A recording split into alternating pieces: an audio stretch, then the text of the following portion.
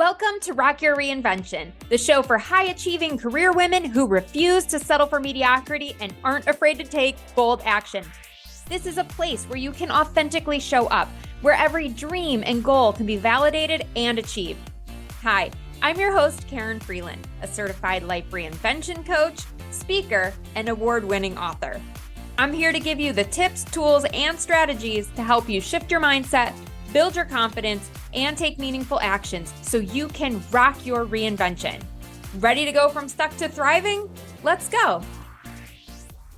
Hello, and welcome to the show, Leslie Duffy. Hello. Thank you so much for having me. Of course. I knew as soon as we met, I think it was through Elevate Network, that I just had to keep talking to you, get to know you better. And as I started to learn more about your story and your business, I was like, yes, this is a woman that knows a lot about rocking a reinvention and can help others who want reinvention with their health and their mindset. It just was the perfect fit. So thank you for being here today. Yeah, I really enjoyed getting to know you there. And you're right. We are a perfect fit. So I'm excited for the interview. Yeah. So why don't we, before we go any further, just have you give a little bit of an overview of who you are, what you do, maybe a fun fact or something so people can get to know you a little bit. Okay, great. So I'm a life and health coach for women over 40. I'm trained as a functional medicine practitioner. I have a medical background. I was a nurse for many years. I have my own practice. It's called Sage Life Health. I work with women who are navigating perimenopause, menopause, and dealing with a lot of stress in the workplace and at home, thanks to changing hormones. And I live in Charlotte. I see clients virtually. I have a husband, 3 kids, and a giant schnauzer that I like to call my daughter. And fun fact would be that I was born in Peru and Spanish was my first language. That is a fun fact. How long have you been in the States? We came here when I was 4. So wow. my brother, actually maybe 5, like 4.5, 5. And my brother, I have 2 other siblings, and the youngest was born here in the United States. And I'm a naturalized citizen. So that's kind of cool. Wow, that's super cool. Do you get back to Peru ever? Do you have family there? My mother's actually from Chile and my father's from Scotland. So I do get back to Chile a lot, once in a while, but not as much. That's so cool. I need to do some more traveling. You're inspiring me. A lot of our listeners want to reinvent their health, right? They come to me and they want to do it all. They want to reinvent their career, their health, their finances, their relationships. So it's all the things. But I know that you focus a lot on the health aspect. So did you reinvent your own health first? Like, how did this all come about? Oh my gosh. Yeah. So I think like health, life, and all of those ways that we are as human beings, they're all very interrelated. And like, I think when you start to reinvent one area of your life, it ends up like spilling over to the rest. So yes. we're 3-dimensional people, right? 360, the whole picture. So it's a great question. Like, how did I do it? But my journey started with health, and it actually created this domino effect with starting my own career, starting my own business. And the way it began for me was just weight loss. So I was playing tennis, going to CrossFit, and gaining weight. I was like, wow. how does this happen? And I was probably mid 40s, and I wasn't losing any weight. I did lose weight on a very strict elimination diet, and I wondered like, what is happening? So I went to see a naturopath, and so we did some blood work, and it turns out I was in early stages of Hashimoto's, which is an autoimmune disease. And from there, and just having like my background in nursing, this is how it created me today, is that just I was like, how does not everybody know this? Like, there's a certain blood work that you do that your own doctor might not do. And so that was life-changing for me. And it really helped me work on my nutrition. And then just like the overwhelm and the stress of having 3 young kids, a husband, and having to like suddenly go gluten-free and dairy-free. And I still have a lot of food sensitivities.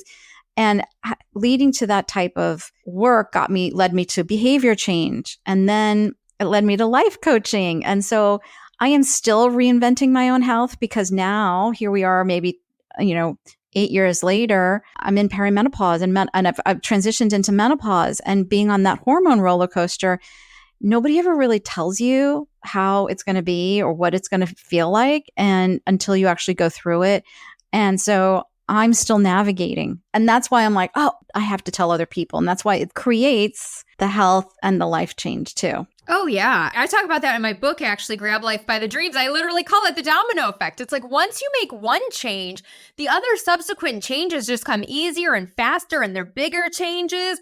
And we get more and more comfortable with making change, like it becomes part of our everyday life. So I love that you shared that, because I think it can feel overwhelming for women, like, oh my gosh, I got to do all these changes. But it's like, no, it gets easier as you continue to make them. The first one's always the hardest.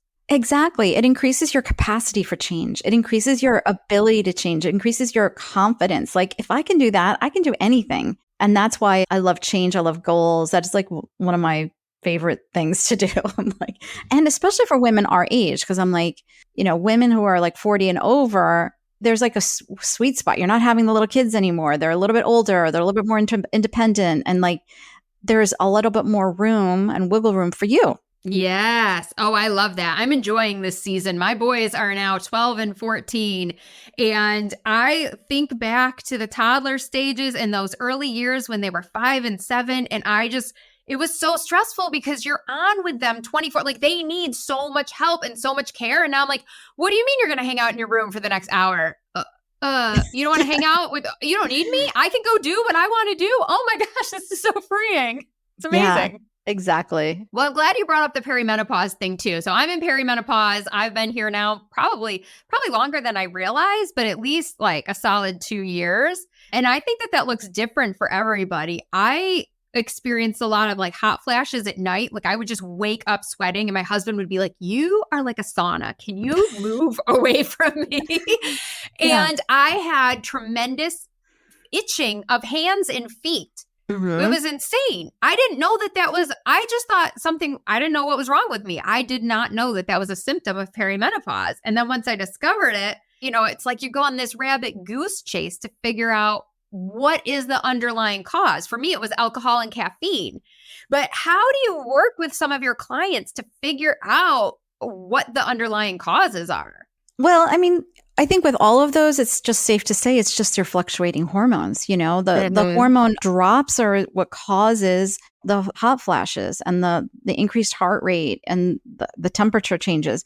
So unfortunately, like, you never want to be told, oh, this is normal, you have to deal with it, you have to live with it. That's not really the case. Like, we live in a modern world, there are ways to deal with it. But as far as the root cause is your hormones. And it does take like 15, sometimes it can be 10 to 15 years of us being in perimenopause. And they might be some symptoms that kind of come and go. And like you figured out that it was coffee and what was the other one?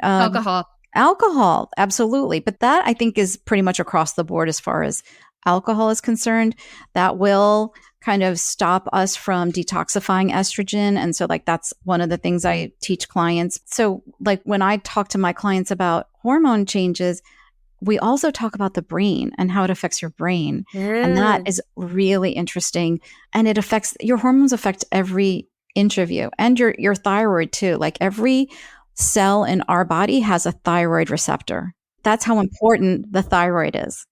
Yeah. So all of this is like, we get to dig in and kind of look at your symptoms, but the what I love to work on most is the mindset and the thinking and the brain and kind of like working on that part of health. Yeah. As you know, because we're going to be talking about stress, but that is like your perceived stress is one of the biggest factors in your discomfort of perimenopause. So interesting. Yeah, let's talk about this mindset thing a little bit, because I think no matter what kind of health changes you want to go through or any life change that you want to go through, so much of it comes down to mindset, right? Like, I'll say mindset is 80% of the battle. If you get the mindset down, we can worry about the other 20% of mechanic. That'll be the easy part.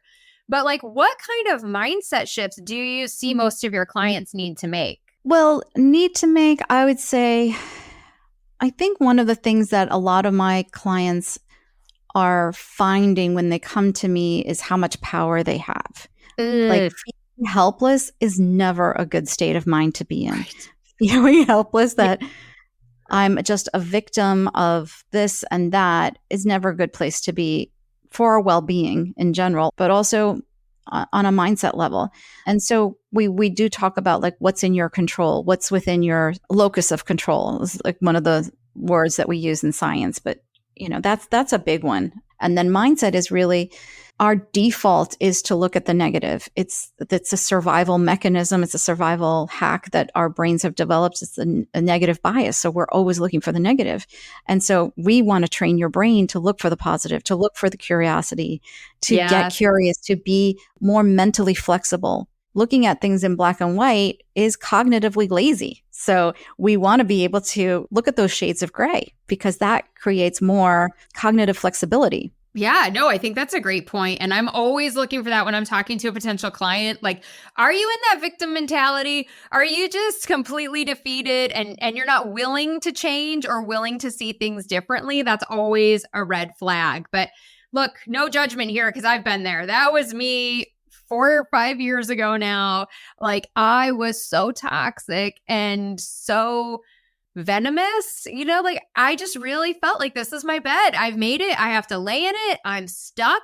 There's no hope. What's the point? And so I'm a testament that you can be there and change.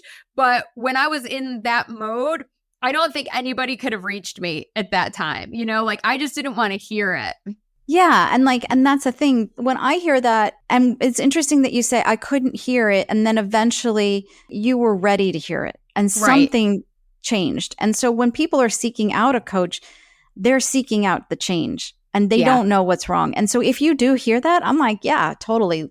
I can see it. And the fact that you are reaching out for help, like that's a good thing. Like we can work with this, right? If you're saying like people do enjoy being the victim, people do enjoy that. And that's like their identity and they're not going to seek out help, but you did, right? And so that created your tipping point, your transformation. Yeah, I mean, at some point, right, you reach such a rock bottom. It's like, this way of thinking has not worked for me. I got to try something else. Okay, what should I do? That's like, then you're ready to take those different steps. And I saw too that like your programs are one-on-one. And I think that's probably really helpful for your clients because they're getting such specialized care. But from your perspective, why do you think one-on-one coaching is so important, specifically when it comes to your health? Well, with functional medicine and any doctor that you go to and you want to make a change in your health, for example, you might go to them and they'll run a bunch of tests and they'll say, well, you just have to do XYZ. Off you go. Yeah. And you're like, wait a minute, what? And this does happen even in integrative health, right? And so you'll go to your functional medicine, they'll run a whole battery of tests and they'll hand it to you and they'll be like, you got to give up XYZ or you got to eat whole foods. And you're like, I don't even know what that means. So when I went through what I went through, I wish I had somebody to kind of walk me through it. And so that's the gap that I saw. I was like, you know what? I can run the tests and I can do a functional lab test for you, but I'm also going to get you to the finish line. I'm also going to get you every week so that we can work together and you'll get those incremental small changes along the way. And it's I love witnessing it. It's a beautiful thing. So that's why I do one-on-one, because I think that coaching, not only do I do the functional medicine part, which I'm doing more nutrition and more mindset work because we don't see our own blind spots. And I think it's really important to work with somebody one-to-one so that you can kind of get a better view of your own thinking and how you think. And have somebody to kindly and gently say, listen, I've noticed this. And what do you think about that? And get curious with you, because many times we're very like blinders on, focus centered. So it's really wanting to get them across that finish line, which is what I love to do. I know, it's so fun to see them go through transformation, isn't it? It's just like, oh my gosh, you were stuck, you had this problem and now you don't. And it's just so awesome to see that. I think too, the other thing I'll just say on one-on-one coaching is you can meet that person exactly where they are. And what works for one person might not work for another person's situation. So it's harder sometimes with these bigger programs or online coaching where, it's just a program or a course that you buy. They're going to give you some health tips, but are they really able to come in and help you specifically with your issues? And I think that what service that you're offering is so valuable. Yeah. And it's not a cookie cutter approach. I mean, there's people out there that don't like to ask for help. And I'm trying to, I think women are very good at asking for help, but not every woman. And when you do start asking for help, you realize how much greater and the quality of life you can have. And we all need to support each other. And so just being able to support somebody through the change process is magical. Yeah, asking for help is a strength, not a weakness. It's a total strength. Okay, can you just educate me here? Because I have to confess, I do not understand the difference between the term functional medicine and integrative medicine. Like, what is the difference there?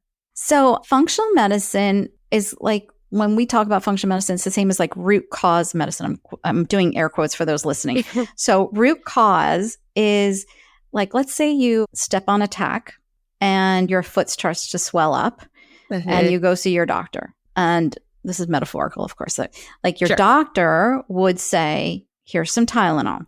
And it's just getting worse. And then the doctor would say, well, here's some ibuprofen. And then you make your way up to like a painkiller, right?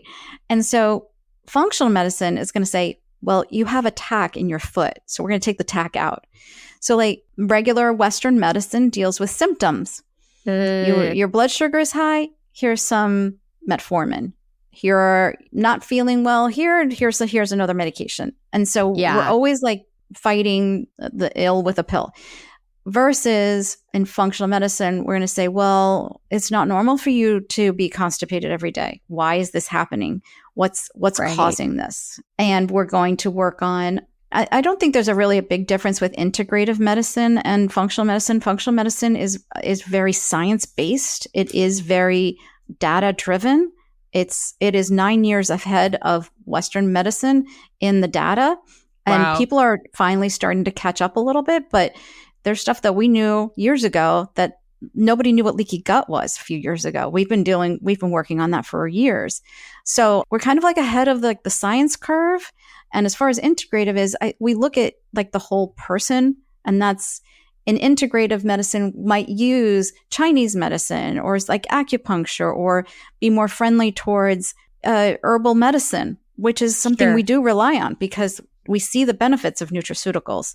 It is like kind of integrative in that it pulls from other cultures, and it looks at the whole person, because maybe you have constipation because your stomach motility is slow, because you're stressed out, because you're overworked, and because you're worried about money, and so like, see how it goes up the chain? Yes. And that makes so much sense, because even from my own experience, I have seen firsthand how stress can impact gut health issues, because I had reflux. So silent acid reflux is called LPR. It's not the same as GERD, which is why they call it silent, because I didn't know that this was happening until all of a sudden I couldn't swallow without it feeling like razor blades in my throat. But not knowing the root cause and what was going on, stress and my diet, I was eating things that I thought, oh, yogurt will make this better. Well, the yogurt I was having was very acidic. Oh, I'll have more protein shakes. And they were chocolate protein shakes, and chocolate makes it worse. Like my whole diet was stuff that would actually perpetuate more reflux, but I didn't understand that connection. So I'm sure you have seen in your practice this in other women, but why is it so important to manage stress? And do you have like one tip maybe that you could give to women who are experiencing a lot of stress? Oh my gosh. Okay. So that's a lot. I could give you a lot of tips. Yeah. And so I know they got to pay you for your tips though. So just give like one or two. Yeah. So, well, let me start with why is it important to manage stress? And did you ask how it relates to gut health? Yeah. I just think it's so fascinating.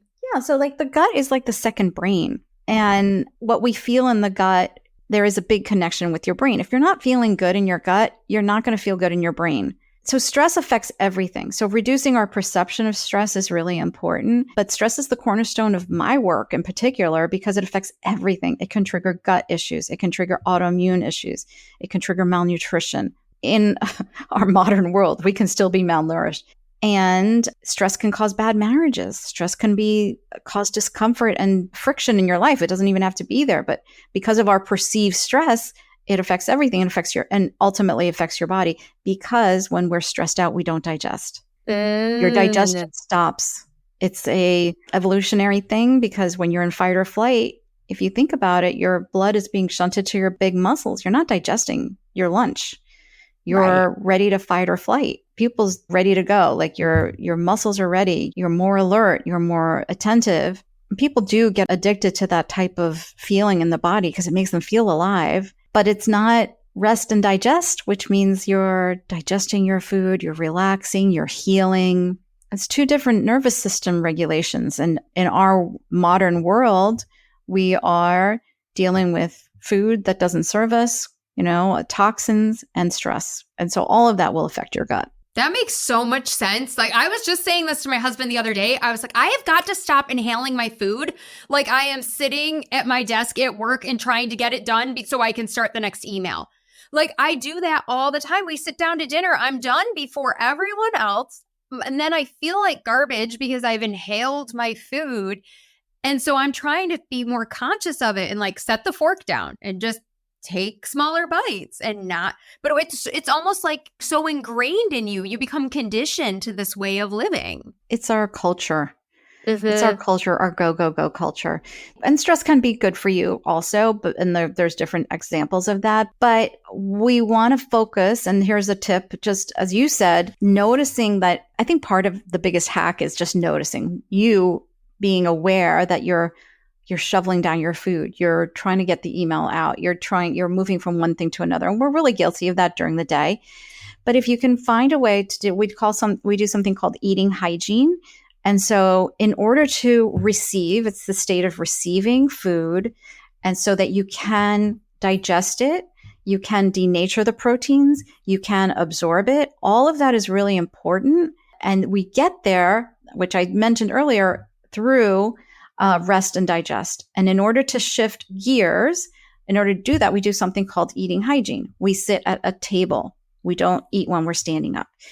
We take bites and we put the fork down in between the bites. We engage in conversation. We get off of the computer. We take deep breaths. One of the things that I also like to tell clients is your digestion starts with your eyes. It's called cephalic digestion because you're looking at the food and that's going to start to trigger, as you can see, like when you see something delicious and juicy, you start feeling the saliva in your mouth. So like even pausing before you eat to look at your plate, to just look at the deliciousness that you put together to nourish your body, then that actually starts digestion. And you need saliva in order to digest. You need stomach acid. It starts your stomach acid churning. Like you ever like smell something delicious in the air and you feel your stomach grumble? Yes. So that is a good thing because we need stomach acid in order to denature that protein. So that's one tip, just to look at your food before you start to eat and slow down. Ah, such good advice. I hope everyone is taking notes. So I love to also talk a little bit about your business during these. And so just shifting gears a little bit, I know we all have challenges and obstacles that we have to overcome in life, but what's the biggest thing that you've had to overcome as an entrepreneur? Oh, it's such a good question. Yeah, I think maybe I'm not alone in this, and you would have to answer this, but just like your change in self-concept, just like, because for many years, not only was I a nurse, but then I stayed home with the kids. And then after the autoimmune diagnosis, I was like, oh, let me go back and figure this out. And then when I learned to help myself, I wanted to help other women. So the transition from stay-at-home mom to I'm an entrepreneur, I have a business, I have a health and life coaching business is not only like such a huge dream, but like it also is a change in self-concept. Yeah. And so one of the struggles that I have come across is, I'm more of like a people person. I love to be around people. I love to work with other people. And so when you're a solopreneur, as I call it, you're home with your computer and it's so easy to get drawn back in, especially if we're all working from home. Like husband's like, hey, let's go do this. And I'm like, I'm actually working. Yeah.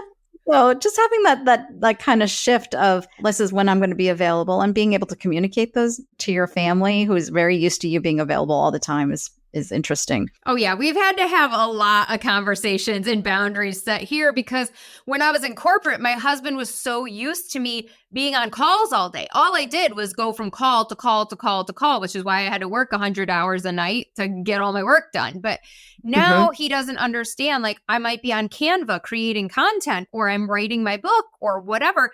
But just because I'm not on a call doesn't mean I'm not working. So that's been a huge shift for us as to like what working looks like. Exactly. Yeah. Well, thank you for sharing, because I think a lot of people, that are listening, they want to step out into their full purpose and start a business, but they're scared. There's a lot of challenges. And so I love when we can share those challenges ahead of time so that they're like, oh, well, okay, well, how would I handle that boundary with my spouse? Or what would it be like for me to change my self-concept? And we can start to think about those things ahead of time. Oh, yeah. And also to know like we all struggle with and to create that community for yourself. Yeah. I have a community of women who are also coaches, and just even getting to know you and elevate and just having that camaraderie is really, really important. And knowing that if I did have a question or needed help with that, and we're all struggling with the same things. Like I actually have a big sticker, meeting in progress, and I lock the door when I'm on a call. So it's like, how do you handle it? And just kind of creating that little bit of community for yourself is really important. So good. Yes. Do you have a motto that you live by any chance? And if so, will you share it with us? I guess not so much as like a motto. Is like I do a lot of thought work, and I like to play around with thoughts that feel good in my body. And one of the things that I've really been leaning into is it's working. And I love how that feels in my body, especially because, like I said, our brains are so negatively focused, and it's working despite not having the evidence, right? Like when you put something out into the internet, you don't get like a round of applause. You don't get a pat on the back that says, good job. You Wouldn't right? that be nice? You don't. And so my motto is it's working. And I like to share that with my clients too, because what I do is a lot with my clients is we track. We kind of look at, here's your goal in the beginning, here we are mid, and here we are at the end. But all along, they might not think it's working. And then when we do like an assessment, I'm like, do you see that your MSQ went down like 50 points? And they don't see it as it's happening. They have to be reminded. Yeah. So isn't that funny? And so do we. Yeah, totally. Mine right now has been, I am doing enough, because my tendency is always to like do more. And it's like, no, I don't have to do all the things. Just do a few things and do it really well. It's like, I'm doing enough. So yeah. Yeah, I love that. Because it is like, it's a paradox. Like, and I've actually, another one that I try on a lot is the more I rest, the better I coach. Oh, right? Yeah. Not a good one. Yes, because I think so many, especially high achieving women, like we need to change our association and relationship with rest, because we see rest as lazy, as bad. I mean, it's not, but that's how we have been conditioned to view it. So I love that one. Yeah, I love that one too, because if you think about it, the brain, if it's always busy doing something, it doesn't get the ability to allow different thoughts to come in. It's really important. Rest is really important for creativity. You will not receive insights if you're constantly working. Oh, that's a nugget for everybody. No matter whether you're an entrepreneur or whatever you're doing, doesn't matter. That is just sound advice that everyone can adopt right now, today. So take a rest when you're done listening to this. Doctor's orders. Okay, so what is one thing you would say to women who are listening and they know they want to change their health, but they don't know how to get started? Oh my gosh. Well, obviously, call me. Yeah, totally. That's a valid one.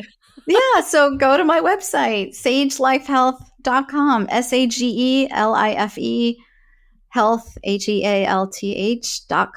and be open to be curious. I think like that's one of the biggest things is you don't know what to do. Just be curious and start poking around. Asking for help is really one of the first steps. And there's plenty of people out there who can help you on different levels and different stages of your growth and your health that you might want. And I would encourage you to hop on a consultation with me, because it's just a discovery. There is no pressure to buy. It is just like, well, where are you? Where do you want to be? And can I help you? Is it something that is within something that you even want or that would be a good match for us. And either way, you'll get something out of it because you'll know where you land. I love that. And like you said earlier, don't be afraid to ask for help. It is a sign of strength, right? Like it doesn't mean that, oh, you can't do it by yourself.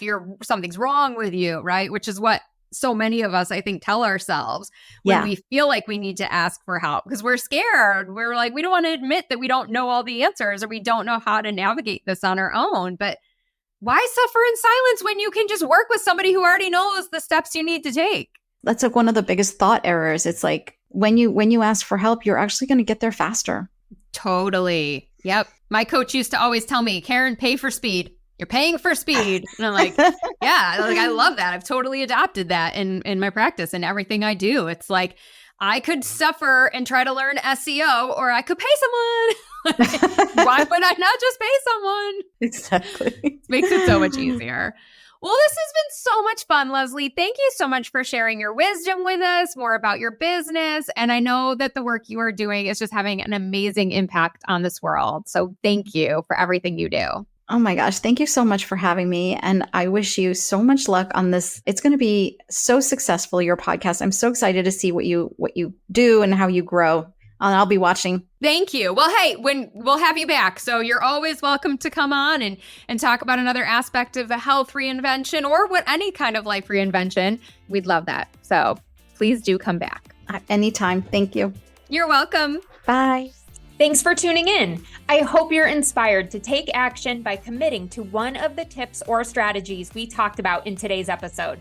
And if you want accountability and support, I've got your back. Join my private Facebook group, Successful Working Women Rocking Reinvention today. You'll find a community of like-minded women waiting to support you, exclusive content, and helpful resources to ensure you succeed. Lastly, if you loved this episode, do me a favor and be sure to leave a review. Together, we can encourage more women to live their purpose. See you next time.